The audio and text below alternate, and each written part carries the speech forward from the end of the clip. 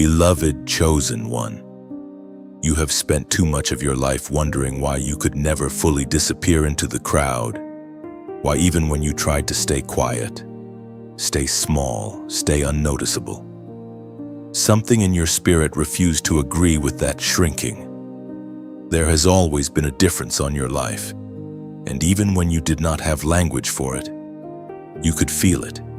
You could feel it in the way people reacted to you before they even knew you.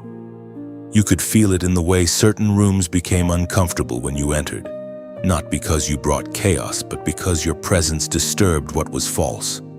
You could feel it in the way you have always carried questions deeper than the surface, longings deeper than comfort, and a pull towards something greater than ordinary living. You were never meant to blend in. That was never your assignment. You were not created to dissolve into the background and live a life that leaves no mark. You were formed with intention, set apart with purpose, and breathed into by God for something that reaches beyond your own survival. The reason your path has felt strange at times is because your life is not random. What others called your sensitivity, your intensity, your refusal to accept darkness as normal, was never weakness. It was evidence. It was the fingerprint of heaven on your soul. There is a kind of person who can sleep through a storm because they were born to stay asleep. And there is another kind who wakes at the slightest shift in the atmosphere because they were born to discern. You are not restless without reason. You are not different by accident.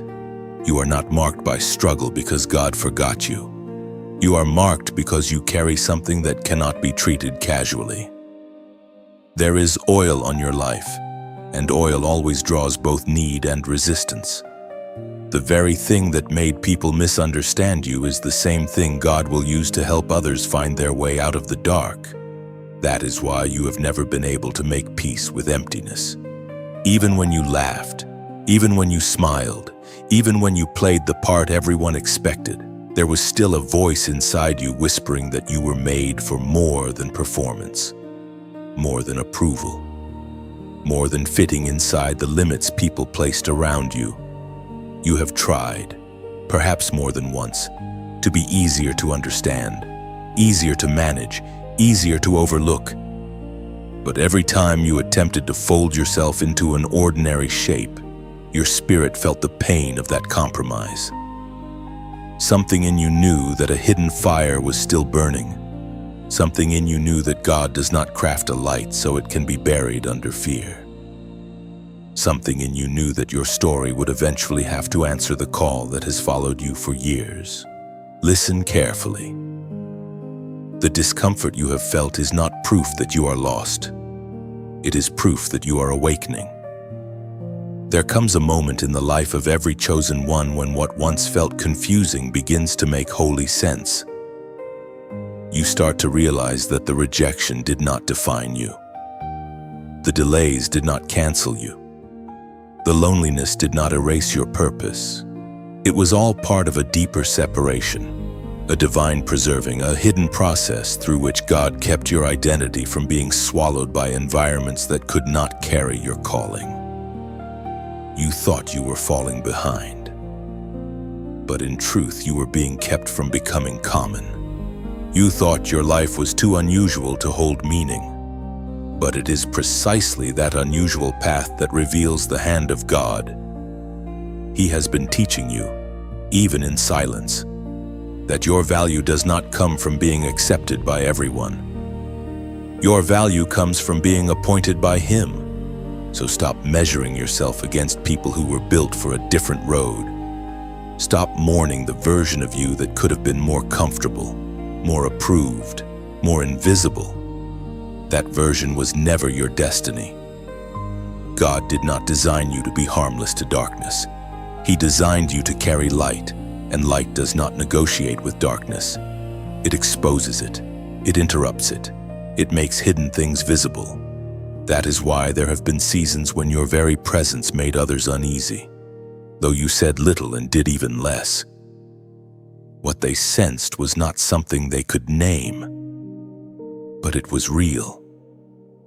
Your life carries a signal. Your spirit carries a witness. And though you may have doubted yourself, heaven has never doubted what it placed inside you. This is the moment to stop apologizing for the sacred difference on your life. You do not need to become louder than everyone else, harder than everyone else, or more polished than everyone else. You simply need to stop resisting what God already knows about you. You are called. You are set apart. You are being raised to become a guide for people who cannot yet see their way clearly. The path ahead will ask for courage, because leadership in the Spirit is not about status. It is about carrying clarity when others are surrounded by confusion. It is about holding hope when others are giving in to despair. It is about becoming so rooted in truth that your life itself becomes a doorway through which others begin to find freedom. And before we go further, make this moment an act of agreement. Comment 111 as a sign that you are no longer running from what God placed on your life. Because once you accept that you were never meant to blend in, many things begin to shift. The old shame starts to break. The old questions begin to lose their power. The need to be like everyone else starts to fade. And in its place comes a holy steadiness. You begin to understand that being chosen does not always feel glamorous at first. Sometimes it feels like being misunderstood. Sometimes it feels like being stretched. Sometimes it feels like being led down roads that make no sense to anyone watching. But the hand of God is still on it. The purpose is still alive. The calling is still speaking. And what has been hidden in you is not hidden forever. You are standing at the edge of recognition now, not the kind the world gives, but the kind that rises in the soul when truth finally settles in. You are different. You have always been different, and that difference is not a burden to be erased. It is an assignment to be embraced. God is raising you, not merely to survive your own nights, but to become a light for others still wandering in theirs. This is where your vision clears. This is where your heart steadies. This is where your journey begins to make sense. The darkness around you is not the final word. The light within you is. You did not come this far by living an easy life. You came this far by enduring what should have silenced you, by carrying pain that did not make sense when it first arrived, and by surviving seasons that seemed to ask more from your spirit than you thought you could give. That is why you need to understand this with clarity now. The pain was not wasted. The losses were not empty. The confusion was not proof that God had stepped away from your life. It was part of the shaping. It was part of the deep preparation that only happens when a chosen soul is being made strong enough to carry light into places where darkness has ruled for far too long. This is where the life of Moses begins to move quietly beside your own. Not in a forced way, not as a lesson dropped into the message from a distance, but as a living thread that helps you see what God often does with those he intends to use. Moses was marked long before he understood his purpose. Even at birth, there was pressure around his life. Danger surrounded him before he could speak, before he could choose, before he could defend himself. That alone tells you something important. Darkness often senses the weight of a calling before the chosen one fully does. There are some lives that carry a future so significant that resistance begins early. Not because God has abandoned them, but because heaven has already placed something costly and powerful inside them. Moses grew up between worlds. He knew privilege, yet he also carried an unhealed awareness that he belonged to a suffering people. He saw comfort with his eyes, but pain with his spirit. He could not fully settle into the system around him because something deeper in him kept reacting to injustice. That tension matters. Chosen people often live with a holy discomfort. They may look calm on the outside, but inwardly they know they were not made to make peace with chains, lies, or spiritual darkness. Something in them refuses to call bondage normal. Something in them aches when others are trapped. That ache is not weakness. It is often the first signal of assignment. But Moses did not step into his calling in strength at first. He moved too quickly, acted out of wounded emotion, and then everything seemed to collapse. He fled into the wilderness carrying failure, confusion, and the weight of what looked like a ruined future. This is where many people would assume the story was over. This is where fear would try to tell you that one wrong move has canceled your purpose. This is where shame would whisper that your weakness is greater than God's plan. Yet the wilderness was not punishment alone. It became preparation. The place that looked empty became the place where God began to rebuild a man from the inside out. That is what pain has been doing in you. It has been stripping away false confidence and replacing it with something deeper. It has been exposing what cannot sustain you. It has been teaching you how fragile human approval really is. It has been showing you that calling is not built on image, noise, or speed. Calling is built in hidden places where your soul learns to hear God without applause. Moses spent years in silence, away from power, away from recognition, away from the version of life he may once have imagined for himself. Yet those silent years were not empty years. They were forming years. God was training his patience. God was softening his pride. God was deepening his endurance. God was teaching him how to walk slowly enough to lead other wounded people one day. You may have asked why your road has felt so delayed, why your progress has not looked clean, why your story has included detours that seemed too painful to belong to destiny. But look again through the lens of Moses. The one who would later stand before Pharaoh first had to be made steady in obscurity. The one who would later stretch out his hand over impossible waters first had to learn how to trust God in a barren land. The one who would later lead others out of darkness first had to be brought face to face with the darkness inside his own fear, his own self-doubt, and his own sense of inadequacy. That is one reason your pain matters. It has made you honest before God.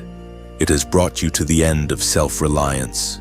It has shown you what it feels like to be tired, uncertain, overlooked, and stretched beyond comfort. And that matters because the people you are called to help are not looking for a polished voice with no scars. They are looking for someone whose faith has survived the night. They are looking for someone who can stand in truth without pretending the road was easy. They are looking for someone who understands what bondage feels like, what fear feels like, what delay feels like, and still knows that God can bring freedom out of all of it. When the moment finally came, Moses encountered God in a way that changed everything. The fire burned, the call became clear, and the man who had spent years feeling hidden was suddenly confronted with the truth that heaven had not forgotten him for a single day. In Exodus chapter 3, verse 12, God said, "I will be with you." That was the answer to everything. Not a detailed map, not the removal of every obstacle, not an explanation for every painful year.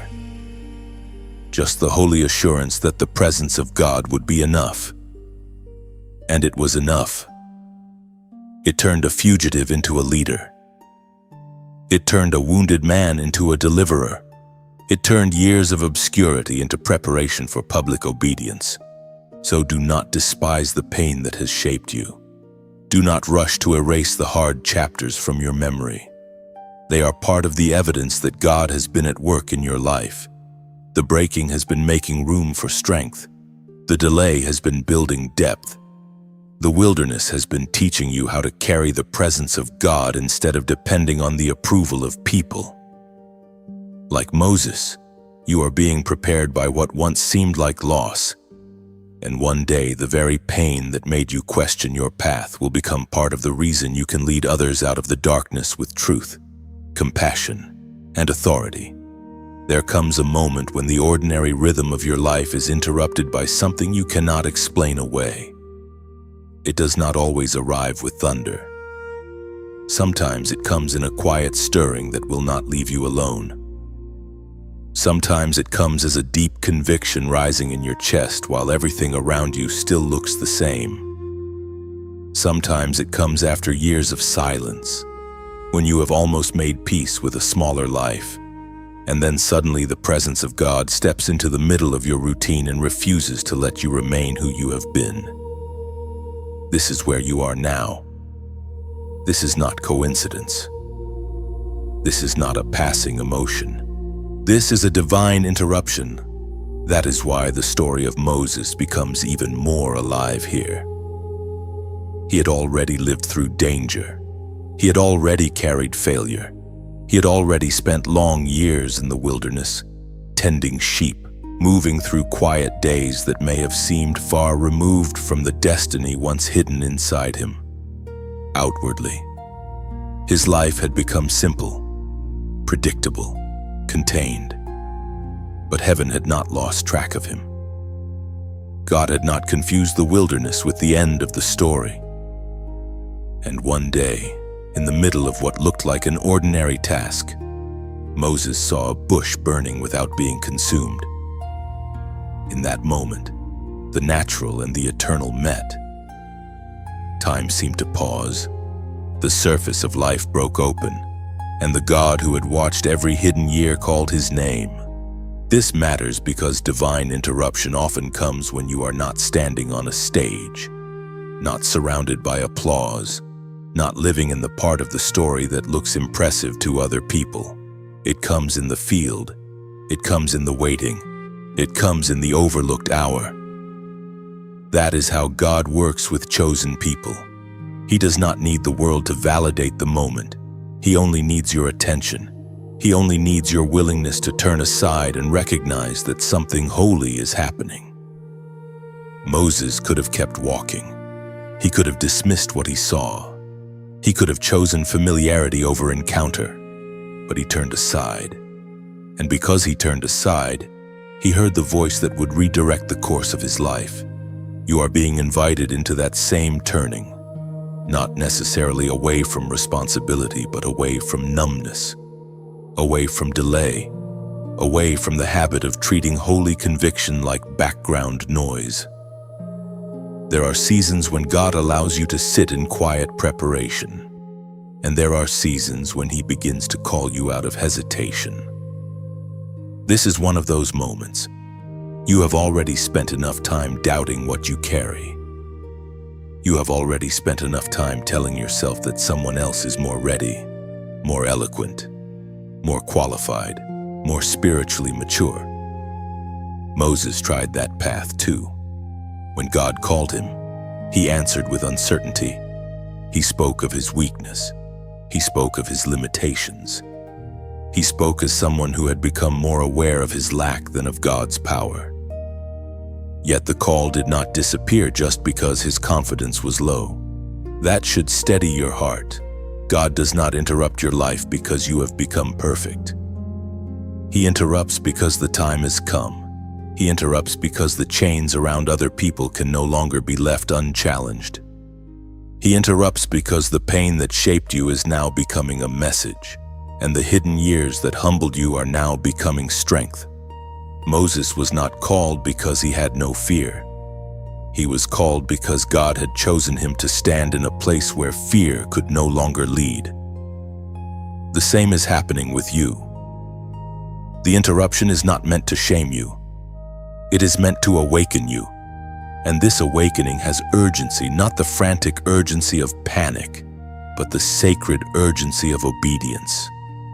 There are people around you who are still wandering in inner darkness, still trapped in confusion, still living under heavy spiritual weight, still believing that bondage is all they will ever know. Your voice, your testimony, your presence, your compassion, your obedience will become part of the way God reaches them. But first, you must stop treating the call as optional. You must stop speaking of your purpose as if it were a distant idea. You must begin to see that heaven is not merely encouraging you. Heaven is summoning you. Moses stood barefoot before holy ground, and in that encounter he learned something every chosen one must learn. The call of God is not just about what you will do. It is about who you will become in his presence. Before Moses confronted Pharaoh, he had to be undone by holiness. Before he carried a message of freedom to others, he had to stand in awe himself. That is what makes the interruption sacred. It strips away casualness. It reminds you that your life is not your own invention. You have been touched by purpose. You have been set within a larger story. And though you may still feel the tremble of human weakness, the fire of God has already begun to speak into that trembling. So do not run from this moment. Do not reduce it to inspiration and move on unchanged. Let it search you. Let it realign you. Let it break your agreement with passivity. Let it remind you that the same God who called Moses in the wilderness still knows how to find his chosen ones in hidden places. And when he speaks, the deepest response is not flawless language. It is surrender. It is the quiet yes that begins inside the soul before the steps are fully visible. If this message is settling into your spirit and helping you recognize what God is doing in your life, take a gentle moment to like this message. Share it with someone who may need the same confirmation. And subscribe so you can stay connected to what is being poured out here.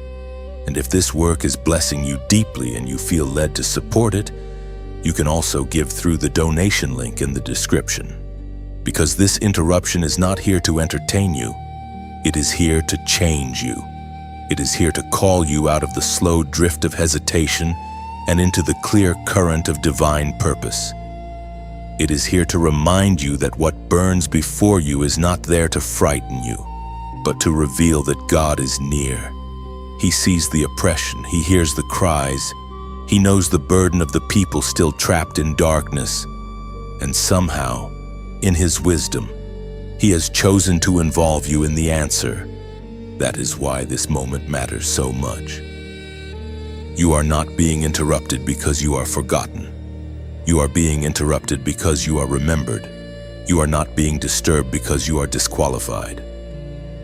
You are being called because the preparation has reached a holy threshold. The wilderness was real. The pain was real. The delay was real. But now the voice is real too. And once the voice of God meets a willing heart, the future begins to move. There is something you must understand now, and it explains more of your life than you may realize. Darkness often recognizes your light before people do. In fact, many times the resistance rises before the revelation becomes clear. Because what opposes you can sense the threat of what you carry even while you are still learning how to name it. That is why some of the battles in your life have felt strangely intense. That is why certain pressures arrived before any visible breakthrough. That is why you have sometimes wondered why the weight around you seemed heavier than the situation alone could explain. The answer is not always found on the surface. Sometimes the pushback is spiritual. Sometimes what comes against you is reacting to the light on your life long before the people around you understand what God is forming in you. This is where Moses helps you see the pattern more clearly, before he ever stood boldly in authority. The darkness around his assignment had already shown itself. Oppression was already in place. Bondage was already normalized. Fear was already governing the lives of those he would later be called to lead. And once the call of God began to move him toward purpose, resistance intensified. Pharaoh did not respond to the message of freedom with humility. He tightened his grip. He hardened his stance. He made life heavier for the people who were already suffering. That is how darkness behaves when it feels challenged. It It does not quietly surrender. It attempts to increase pressure, create confusion, and make obedience look too costly to continue. You have seen versions of this in your own life. The moment you begin to heal, something tries to pull you back into old thought patterns. The moment you begin to pray with greater clarity, distractions multiply. The moment you begin to believe that your life still has meaning, old voices return with accusations and fatigue. The moment you begin to rise, the atmosphere around you can feel more hostile than before. That does not always mean you are doing something wrong. Very often it means something in the unseen realm has noticed that you are no longer willing to remain asleep. Your light is becoming active. Your spirit is becoming steady. Your obedience is becoming dangerous to what once held territory in your life. That is why you must not let resistance define reality. Pharaoh looked powerful, but he was not ultimate. His resistance was real, but it was not final. Moses had to learn that the appearance of greater opposition did not mean the call had failed. It meant the confrontation had begun. This is important for you, because one of the enemy's oldest strategies is to convince chosen people that increased pressure means they should retreat. He wants you to interpret warfare as disqualification. He wants you to confuse hostility with defeat. He wants you to think that because the battle grew sharper, the promise must have weakened. But that is not the truth. Sometimes the battle sharpens because the promise is getting closer to manifestation. Moses did not lead people out by trusting appearances. He led by staying aligned with what God had said. Again and again, he had to return to the source of the call. Again and again, he had to stand between visible resistance and invisible promise. Again and again, he had to believe that divine authority was stronger than earthly intimidation. That is the training you're in right now. You are learning not to panic when darkness pushes back. You are learning not to give ultimate meaning to what only looks powerful for a moment. You are learning that fear can be loud without being true. You are learning that what God placed in you is not fragile just because the pressure is intense. And there is another layer to this. Darkness does not only fear what you can do for yourself, it fears who you will become for others. Moses was not merely a man trying to improve his own life. He was a vessel chosen to carry people toward freedom. That made his obedience costly, because it was never just about him. The same is true for you. Your healing matters because it will give language to someone else's despair. Your discipline matters because it will become a pathway for someone else's breakthrough. Your endurance matters because it will one day reassure a weary soul that they are not abandoned. Your light matters because it does not stop at you. It spills, it reaches, it guides. And that is exactly why darkness reacts so strongly when you begin taking your spiritual life seriously. So hold your ground. Do not be surprised by the pressure. Do not bow to the illusion that bondage is stronger than the word of God over your life. The resistance is loud because the light is real. The fight is fierce because your obedience carries consequence. The pressure is heavy because your life is not small in the spirit. And just as Moses learned that Pharaoh's resistance could not cancel heaven's decree, you are learning that what rises against you cannot overturn what God has spoken. And before we move on, there is one gentle note for those of you who have been feeling mentally foggy, overstretched, or unable to hold focus for long. Sometimes the battle is not only spiritual in the way you feel it in your soul, but also in the constant noise pressing on your mind every day. That is why some people turn to simple audio-based tools to help create a clearer mental space for prayer, reflection, study, and steady thinking. One that has been gaining attention is the Genius Wave, also called Genius Song, a digital audio program designed to support focus, creativity, mental clarity, and a calmer inner state through sound-based brainwave entrainment. It is often described as something you listen to for just a few minutes a day, making it appealing for people who feel overwhelmed, distracted, or mentally drained and want a simple way to reset. If you feel this could genuinely help you, you can find the official information in the description or the pinned comment. Just be careful, because there are imitation versions online, so only use the official source if you choose to explore it. But even with every useful tool, the deeper truth remains the same. The clearest victory is not just a calmer mind. It is a soul that refuses to surrender its light. It is a spirit that recognizes resistance without bowing to it. It is a heart that understands the darkness, sees your light first, yet still chooses to burn. There is a breaking that feels like loss when you are inside it, but later you realize it was mercy. It did not come to destroy your purpose. It came to remove everything that could not carry where God was taking you.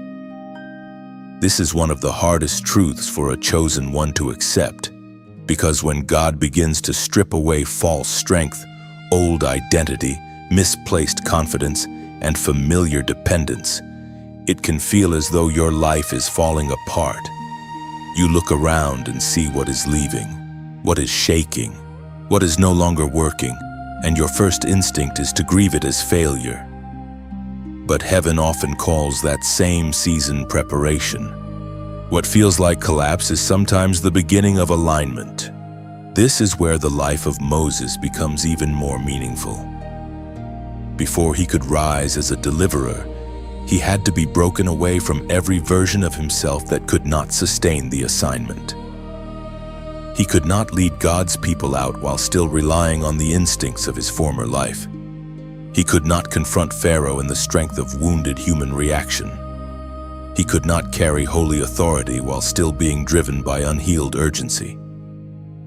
The wilderness had to do its work. The long silence had to do its work. The years that looked empty had to do their work. God was not delaying Moses because he had changed his mind. God was breaking Moses away from what would have ruined him if he had risen too soon. That is why some of your hardest seasons have felt so personal. God was not merely changing your circumstances. He was dealing with your foundations. He was touching the places where pride hid behind pain, where fear disguised itself as wisdom, where self-protection pretended to be discernment, where old disappointments tried to become part of your identity. The breaking is painful because it reaches beneath appearance. It does not settle for surface behavior. It goes after agreement. It goes after false narratives. It goes after the hidden loyalties that tie your soul to a smaller life than the one God has spoken over you. Moses had known strength, but it was not yet surrendered strength. He had known conviction, but it was not yet purified by patience. He had known burden, but he had not yet learned the pace of God. So the wilderness became a place of holy undoing. Every quiet day stripped away another illusion. Every ordinary task pressed humility deeper into him. Every year in obscurity weakened the voice of self-importance and strengthened the capacity to listen. By the time the call became clear, Moses was no longer the same man who had once acted ahead of God. He had been softened, steadied, and reduced to something truer. That reduction was not weakness. It was readiness. You may be in a season like that now. Things you once leaned on no longer give you peace. Old habits of thinking no longer fit who you are becoming. Doors you expected to stay open have closed. Certain relationships have shifted. Certain identities have fallen away, and because the process hurts. You may have asked whether you are losing yourself, but the deeper truth is that God is removing what was never meant to define you. He is making room for a clearer self, a truer obedience, a cleaner vessel. The breaking before the rising is not proof that your story is ending. It is proof that God loves you too much to let you enter the next season carrying what belongs to the old one. This kind of breaking also changes the way you see power. Before God raises a chosen one, He often teaches them that authority is not built on noise, speed, image, or control. It is built on surrender. Moses would one day stand before kings and nations, but first he had to learn how to bow in private. He would one day speak words that shifted history, but first he had to become quiet enough to recognize the voice of God above every other voice. That is why brokenness in the hands of God is never empty. It teaches dependence.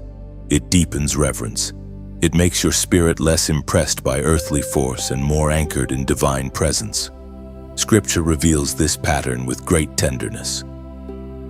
In Psalm chapter 51, verse 17, it says, "The sacrifices of God are a broken spirit, a broken and contrite heart. O God, you will not despise."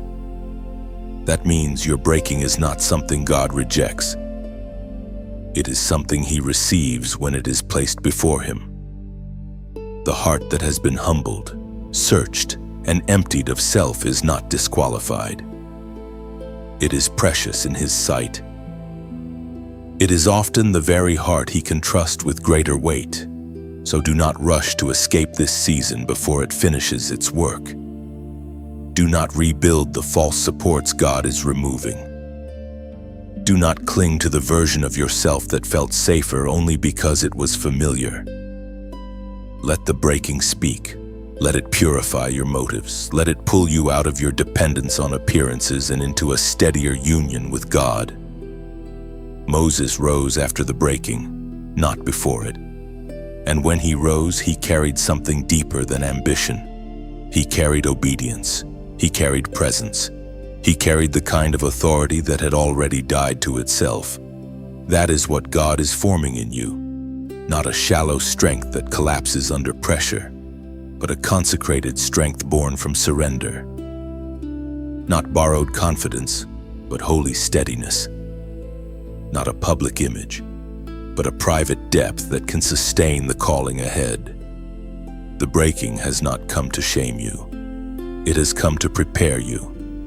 And when the rising comes, you will understand that what once felt like being undone was actually the hand of God making you ready to lead with truth, compassion, and clean authority.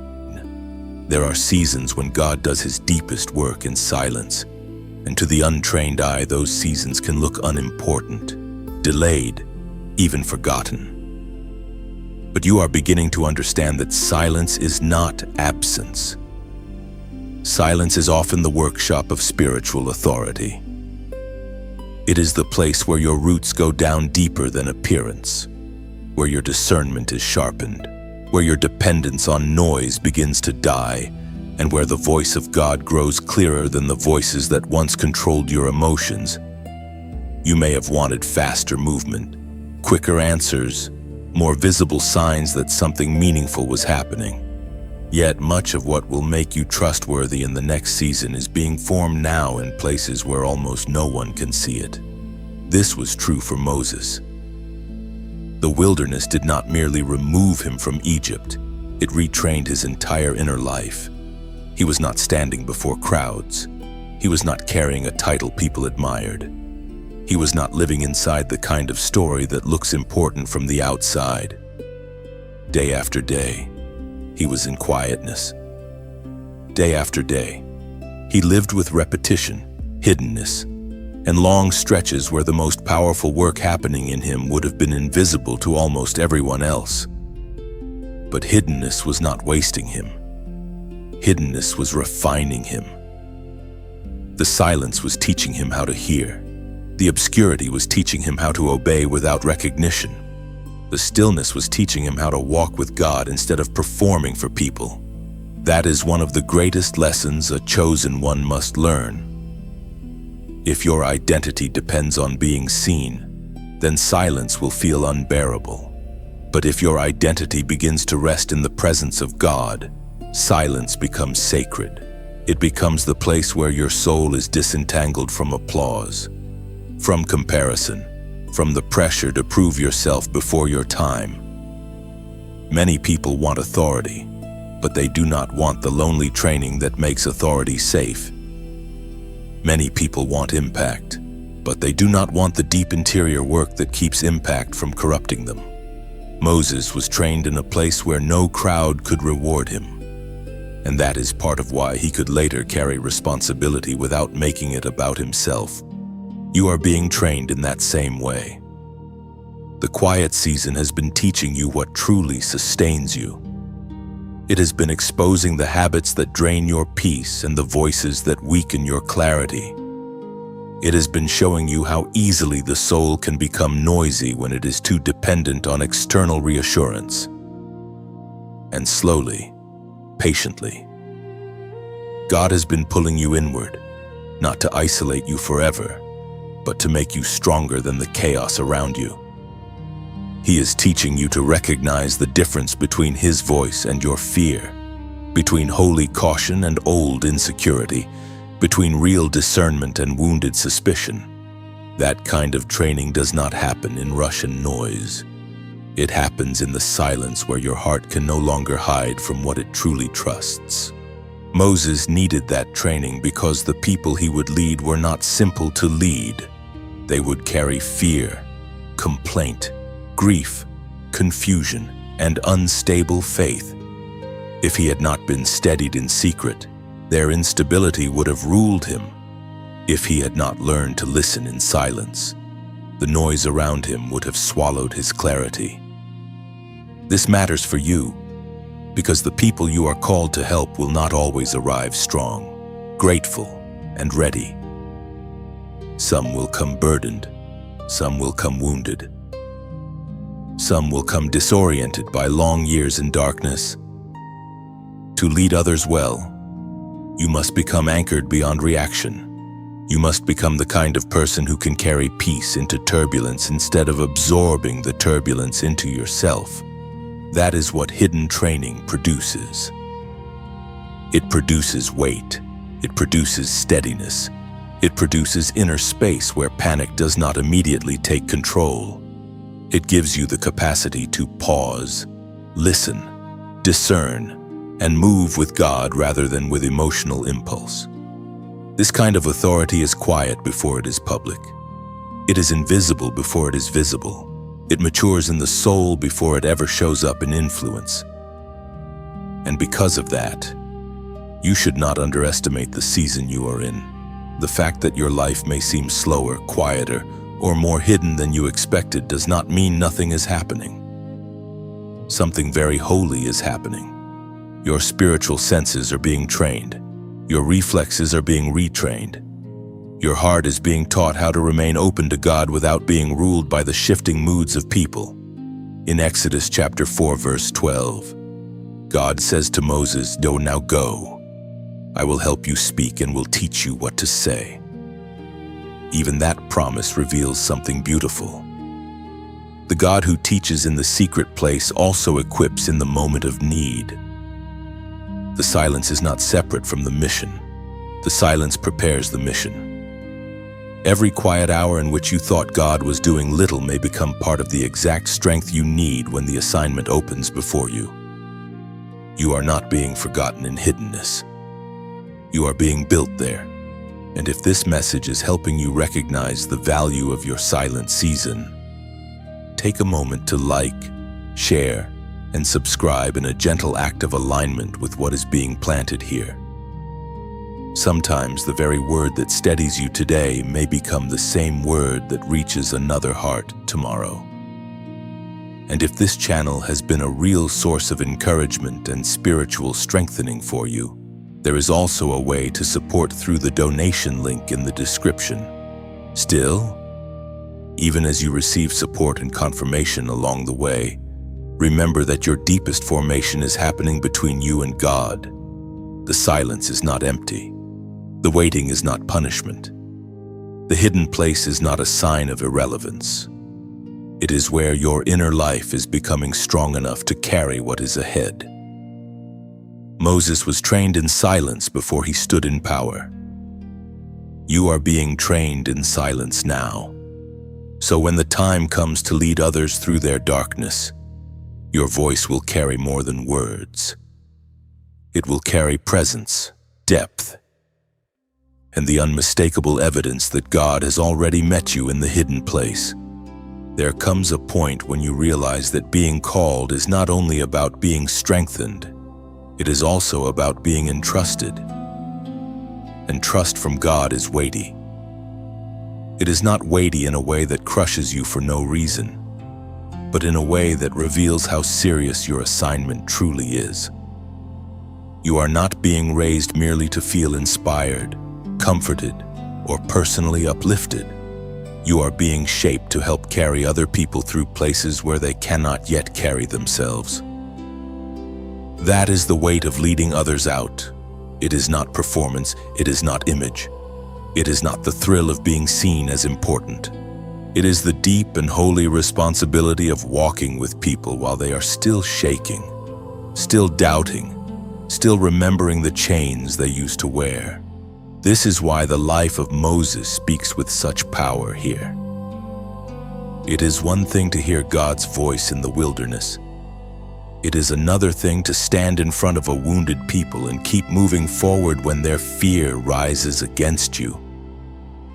Moses was not called to lead people who were already whole. He was called to lead people who had been shaped by oppression, wearied by injustice, and conditioned by years of survival. Even after they began to move toward freedom, they did not instantly think like free people. Their bodies may have left Egypt, but their minds still trembled with old bondage. That is the difficult truth about leadership in the Spirit. You are often sent to guide people whose outer movement is faster than their inner healing. That requires patience of a very unusual kind. It requires compassion that does not turn soft on truth. It requires firmness that does not become cruelty. It requires endurance when the people you are helping misunderstand your intentions, question your direction, or project their fear onto you. Moses knew what it was to carry a burden bigger than his own private emotions. He had to stand between God's instruction and the people's instability. He had to keep listening upward while chaos pressed in from every side. He had to remain available to the assignment even when gratitude was absent and complaint was loud. You are learning that this is part of your calling too. To lead others out of darkness is not simply to say the right words at the right time. It is to become the kind of person who can bear the emotional and spiritual atmosphere of the journey without losing your center. The people you help will not always be easy to help. Some will resist the very freedom they have been praying for, because bondage can feel strangely familiar. Some will become afraid the moment the old structures around them begin to fall. Some will want to go back to what hurt them because at least it was predictable. And if you do not understand this, you may take their reactions personally and become discouraged too soon. Moses had to learn not to measure the validity of the mission by the mood of the people. That is a serious lesson for a chosen one. On some days, those around you may rejoice. On other days, the same people may panic, accuse and doubt, or lose heart. If your identity is tied to their response, you will rise and fall with every shift in the atmosphere. But if your identity is rooted in God, you can remain steady enough to keep guiding them. This does not mean you become cold. It means you become anchored. You stop demanding immediate understanding from people who are still healing. You stop expecting perfect maturity from those who are only beginning to discover what freedom looks like. You learn how to carry both truth and mercy in the same hands. That is heavy, but it is sacred. The weight of leading others out means you cannot live carelessly anymore. Your words matter. Your reactions matter. Your hidden life matters. Your obedience matters. The condition of your spirit matters. Because when people are in darkness, they often search for light through the stability of someone who has already learned where to stand. They may not say it openly, but they are watching to see whether your peace is real, whether your faith survives pressure, whether your compassion remains alive when things get difficult. Leadership in God's hands is not domination. It is stewardship. It is carrying influence in a way that protects, guides, and serves the freedom of others. There were moments when the burden on Moses felt almost too great. The cries of the people were constant. The path ahead was not always clear in the natural. The pressure of responsibility could become overwhelming. Yet even in that, God did not abandon him. God kept meeting him, guiding him, sustaining him, reminding him that the assignment did not rest on human strength alone. That is essential for you to remember. You are not asked to save people by your own power. You are asked to stay yielded enough for God to use you as a vessel. The weight is real, but it is not meant to drive you into self-reliance. It is meant to drive you deeper into dependence. In Isaiah chapter 58, verse 10, Scripture says, "But if you pour yourself out for the hungry and satisfy the desire of the afflicted, then shall your light rise in the darkness and your gloom be as the noonday." That is the mystery of this calling. As you become willing to serve those who are weary, lost, or burdened, your own light becomes clearer too. As you help others find a path through darkness, God continues to strengthen your own vision. There is grace in the giving. There is light in the pouring out. So do not fear the weight too quickly. Respect it, yes. Tremble before its seriousness, yes. But do not run from it. God is not raising you to carry titles. He is raising you to carry people in prayer, in truth, in compassion, and in spiritual courage. Like Moses, you are learning that leadership is not proven by how loudly you speak, but by how faithfully you keep walking when others are still afraid. And that kind of leadership becomes a holy bridge between bondage and freedom for many souls who would not have made it through the darkness alone. As you rise, the battle around you does not always grow quieter. In many cases, it grows louder. That is not because you are losing ground. It is because what once ignored you can no longer ignore you. Spiritual warfare intensifies when purpose begins to move from hidden preparation into visible impact. The moment your obedience starts threatening old chains. The moment your clarity starts exposing confusion. The moment your peace starts weakening the hold of fear. Resistance often increases. This is one of the hardest things for a chosen one to understand at first, because you may expect that saying yes to God will make everything instantly lighter. Sometimes it does bring peace, but often that peace comes in the middle of conflict, not in the absence of it. Moses knew this pattern well. Once he began moving fully in the assignment God had given him, the confrontation sharpened. Pharaoh did not surrender because truth had arrived. He resisted more fiercely. His heart hardened. The pressure on the people intensified. The struggle became more visible, not less. This is how spiritual warfare often works. Darkness rarely leaves quietly when it has occupied a territory for a long time. It pushes back. It threatens. It tries to create weariness. It uses delay to make you question whether obedience is worth it. It uses repeated pressure to make you wonder whether you heard God correctly. And when that pressure lasts longer than expected, it can tempt even strong people to grow tired in the soul. That is why you must learn to interpret the battle correctly.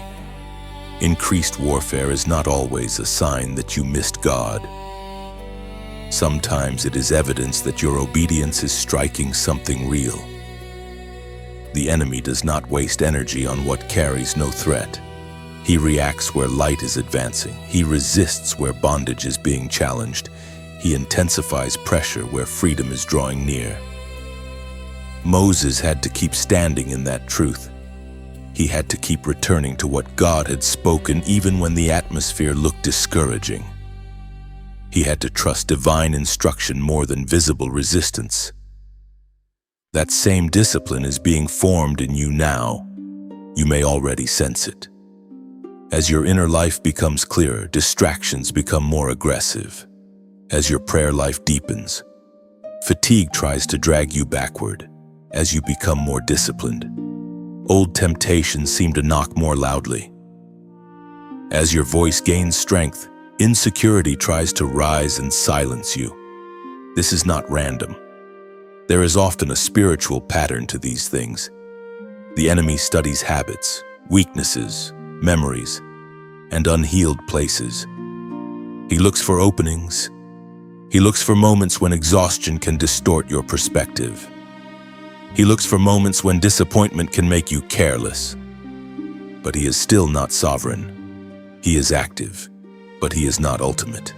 He can pressure, but he cannot overrule the hand of God on a surrendered life. Moses learned that warfare is not won by panic.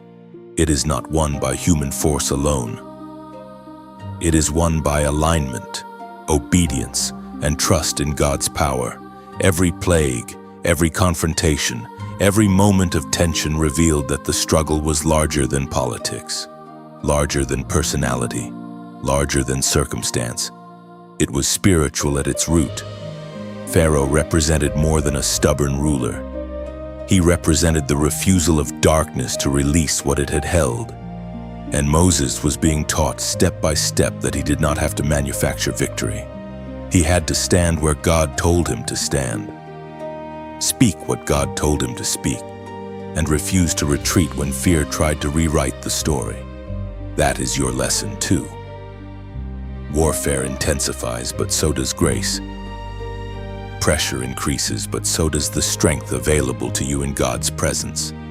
The conflict becomes sharper, but your discernment becomes sharper too. What once confused you begins to reveal its pattern. What once overwhelmed you begins to lose some of its power, because you are no longer meeting it as the person you used to be. You are learning how to stay sober in spirit. You are learning how to guard your mind. You are learning how to stop agreeing with every dark thought that passes through you. You are learning that not every emotion deserves your trust, and not every internal battle deserves your surrender. In Exodus chapter 14, verse 14, Scripture says, "The Lord will fight for you, you need only to be still." That does not mean passivity, it means steadiness. It means refusing the kind of inner chaos that makes you abandon your position. It means remembering that while you are called to participate in the battle through prayer, obedience, and vigilance, the deepest source of victory is still God Himself. Moses had to learn that. The people around him were afraid. The enemy was behind them. The sea was before them. Everything in the natural suggested collapse. But that was the very place where divine power opened a path no human hand could create. Some of you are standing in a moment like that now. The warfare feels intense because you are closer to breakthrough than your emotions realize. The pressure feels personal because your assignment is personal. The attacks feel targeted because the light you carry is not generic. It has purpose, it has direction, it has consequence. And because of that, you cannot afford to treat this season casually. You must stay prayerful. You must stay watchful. You must stay rooted in what God has already said. Do not let fear narrate the moment. Do not let delay become theology. Do not let resistance convince you that darkness is stronger than the God who called you. And if this is your season to stand firm in the middle of intensified warfare, comment, "God fights for me," because the battle may grow louder. But that does not mean the darkness is winning. It may only mean the chains are weakening. It may only mean the waters are about to part. It may only mean that what has held people captive is nearing the end of its claim. Moses kept moving through warfare until deliverance became visible. You are being called to do the same. The pressure is real, but so is the power of God. The conflict is fierce, but so is the covering over your life. And as the warfare intensifies, your spirit is being taught not merely how to survive the fight, but how to stand in such a way that others will find courage through your obedience. There comes a moment when the trembling inside you no longer rules you. The fear may still try to speak. The memory of past weakness may still try to rise. The size of the assignment may still look overwhelming in the natural. But something has changed. You are no longer standing in the same uncertainty that once kept you shrinking back. You are no longer negotiating with the call as if obedience were only one option among many. You are no longer asking whether God really meant what he said. A shift has taken place. You begin to step fully into authority. This is not the authority of ego. It is not the authority of performance, noise, or domination. It is the authority that comes when a person has been emptied, trained, broken, purified, and then filled again by the presence of God. It is the authority that no longer depends on perfect conditions. It does not wait for universal approval. It does not collapse because opposition is still present. It does not need to prove itself every moment because it is rooted in something deeper than human recognition. This is what began to happen in Moses after all the hidden years, all the resistance, all the fear, all the wrestling. There came a point when the man who once doubted his voice started moving with the weight of divine backing. That shift did not mean Moses suddenly became self-confident in the worldly sense. It meant he became God-confident. There is a great difference between the two. Self-confidence says, "I trust my own ability to carry this." God-confidence says, "I know who sent me," and that changes the meaning of everything in front of me. Moses had already learned by this point that his assignment was too large for his own strength. He had already seen too much to keep pretending that cleverness, charisma, or personal force could accomplish what only God's hand could do. That realization did not weaken him. It steadied him. Once you stop relying on your own sufficiency, you become available to a higher kind of strength. That is where you are being led now. You are being brought out of hesitation and into holy clarity. Not because every question has been answered, but because your spirit has learned what matters most. The same God who found you in hidden places, who sustained you in the wilderness, who kept you through breaking, who trained you in silence, who held you through warfare, is the God who now calls you to stand. At some point, the chosen one must stop circling the edge of assignment and step into it. At some point, you must stop introducing yourself to your fear and start introducing your fear to the God who has carried you this far. Moses did this in stages, and that is important. Full authority often unfolds through repeated obedience. Each act of faith strengthens the next. Each moment of surrender opens greater room for courage. Each victory over fear teaches your soul that the word of God can be trusted again. Moses stood before Pharaoh more than once. He stretched out his hand more than once. He had to keep returning to the place of obedience until authority became not a rare moment, but a way of standing. That is how it becomes real in you as well. Not through one emotional high, but through a growing pattern of alignment. You keep saying yes. You keep standing. You keep moving when God says move. And one day you realize that the old paralysis no longer has the same hold on you. This authority is not only for your own survival, it is for the sake of those still watching from the edge of fear. The people around you need more than inspiration. They need a living example of what it looks like when a soul becomes anchored in God. They need to see someone who has known weakness yet no longer bows to it. They need to see someone who remembers the wilderness but is no longer defined by it. They need to see that a person can carry scars and still move in power, can remember pain and still speak life, can feel the seriousness of the battle and still refuse to step back. Your authority becomes a kind of permission for others. It tells them that freedom is not theoretical. It can be walked out, and that is why the shift matters so much. When you step fully into authority, darkness loses one of its favorite weapons against you, the weapon of intimidation. Intimidation thrives when you still think of yourself only through the lens of your past limitations. It thrives when you keep measuring the assignment by your wounds instead of by God's faithfulness. It thrives when you keep revisiting old versions of yourself as though they are your permanent identity. But once you begin to stand in who God has formed you to be, intimidation starts to crack. The voice of fear may still speak, but it no longer speaks as master. In Deuteronomy chapter 31, verse 8, Scripture says, "The Lord himself goes before you and will be with you. He will never leave you nor forsake you. Do not be afraid. Do not be discouraged." That is the heart of authority. You are not walking alone. You are not inventing your own strength. You are not creating meaning out of emptiness. The Lord goes before you. The Lord remains with you. The Lord does not abandon what He appoints. When that truth takes root in the soul, courage becomes more than emotions, it becomes posture. So this is the moment of crossing for you.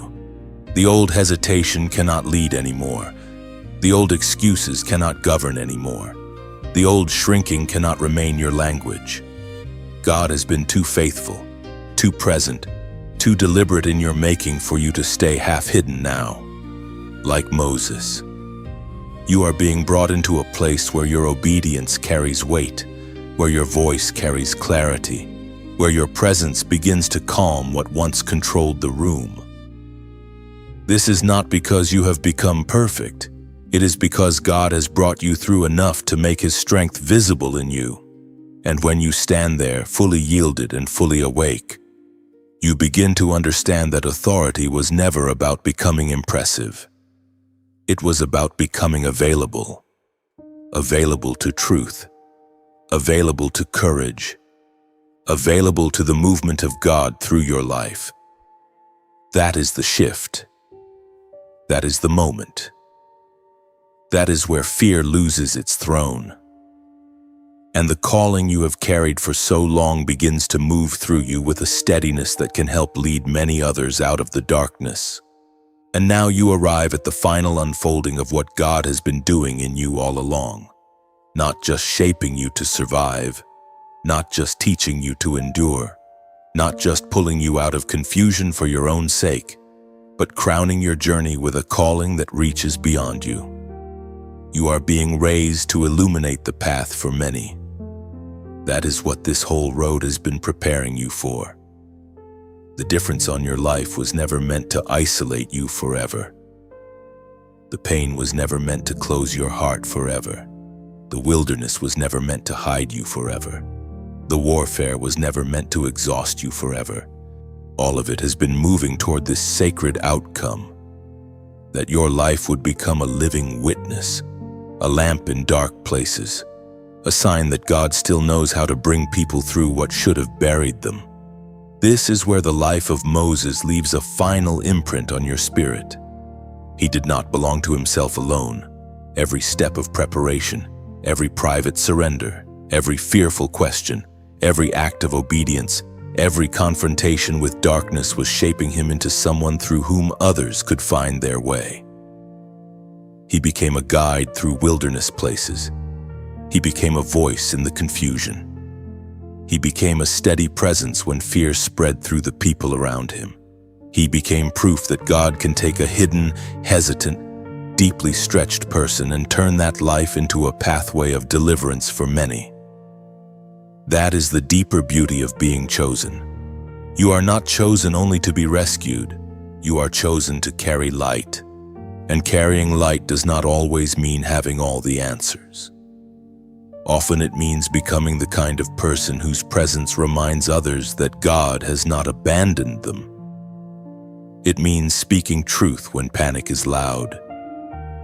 It means refusing to bow when darkness tries to set the terms. It means holding compassion and courage together. It means walking with people long enough for them to believe that freedom is possible. The light you carry is not theatrical. It is not shallow. It has been tested in sorrow, refined in waiting, strengthened in silence, and clarified through obedience. That is why it can help others, because it is real. You may have once thought that being chosen would feel like constant strength, constant certainty, constant victory. But now you know better. Being chosen often feels like surrender. It feels like yielding again and again to the hand of God. It feels like letting Him strip away what is false so what is true can shine more clearly. It feels like being made usable, available, and faithful. And that faithfulness is what makes your life a light, not perfection, not applause, not image, faithfulness. The simple, holy willingness to keep walking with God until your journey begins to open a road for someone else. That is why your story matters. There are people who will recognize something in your endurance. There are people who will hear something in your voice that helps them keep going. There are people who will look at the way God brought you through darkness and realize that their own night is not the end. Your obedience will preach in places your words never reach. Your peace will minister in rooms where no speech is given. Your steady walk with God will become a quiet invitation for others to come closer to the light they have been resisting or searching for. And in this final moment, let your heart become still before God. Let this become prayer. Father, thank you for not abandoning the one listening now. Thank you for every hidden season, every tear you counted, every wilderness mile, every battle that did not destroy them, every breaking that made room for truth, every quiet lesson that deepened their soul. Thank you that you have not called them by accident. Thank you that the light on their life is real. Strengthen them now where they feel tired. Heal them where old pain still speaks. Purify their motives. Steady their heart. Guard their mind. Teach them to walk in humility and courage. Let your presence go before them as it did with Moses. Let fear lose its grip. Let confusion break. Let clarity rise. Let them become a trustworthy light for those still wandering in darkness. And may everything you have planted in them bear fruit in the right time, for your glory and for the freedom of many. Amen. Hold that prayer close, because this is not the end of what God is doing. It is the beginning of a clearer expression of it. You have been marked to illuminate the path. You have been formed to stand when others tremble. You have been taught in secret so you can serve in truth. You have been brought through darkness so you can recognize the cries of those still trapped inside it. And now the call is not to shrink back into old hesitation. The call is to remain available, faithful, and awake. If this message has spoken deeply to your spirit and helped confirm what God is doing in your life, take a gentle moment to like, share, and subscribe so this word can keep reaching the hearts that need it. And if this channel has been a real source of strength, peace, and spiritual encouragement for you, you can also support through the donation link in the description, because the journey does not end with being chosen. It matures into becoming a light bearer. It matures into carrying what God has entrusted to you with reverence and love. It matures into walking in such a way that others can find courage from your example. Like Moses, you may not always understand every turn in the road, but you can trust the one who called you. He is still leading. He is still speaking. He is still parting what seems impossible. He is still guiding his people through wilderness places. And he is still raising chosen ones who will not only escape the darkness, but lead others out of it too. So stand in that truth now. You are not forgotten. You are not disqualified. You are not too late. The light within you is not a small thing. God has guarded it, refined it, and appointed it for this hour. Let it shine with humility. Let it shine with love. Let it shine with courage. And as it does, many who could not see their way before will begin to recognize, through your obedience, that God is still making a path through the dark.